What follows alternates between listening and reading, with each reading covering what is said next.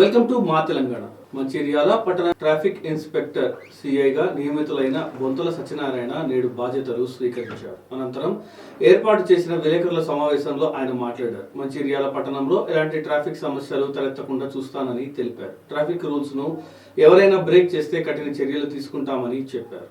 B Satyanarayana Mancherial traffic inspector గా నూతనంగా join కావడం జరిగింది. ఈ సందర్భంగా ఎవరైతే ఈ రోడ్ యూజర్స్ ఉన్నారో వాళ్ళు ఎట్టి పరిస్థితుల్లో కూడా వాహన నియమాలన్నీ కూడా పాటించవలసిందిగా విజ్ఞప్తి చేస్తున్నాము. ఎట్టి పరిస్థితుల్లోనూ wrong driving, wrong side driving, rash driving, drunk and driving, అదేవిధంగా ట్రిపుల్ రైడింగ్, మైనర్ల వాహనాలు ఇస్తే వారిపై చట్టపరమైన చర్యలు తీసుకోవడం జరుగుతుంది.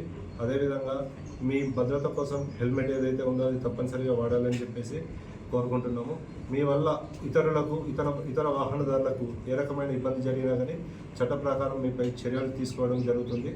అదేవిధంగా ఈ మంచిర్యాల మార్కెట్ ఏరియాలో ఉన్నటువంటి పళ్ళ షాపులు మరియు ఇతర షాపుల యజమానులకు తెలియజేయనేది ఏమనగా మీ యొక్క షాప్కి వచ్చే వాహనాలు ఒక సిస్టమేటిక్గా పెట్టుకునే విధంగా మీరు ఖచ్చితంగా దానికి సంబంధించి బాధ్యత తీసుకోవాల్సిన అవసరం ఉన్నది.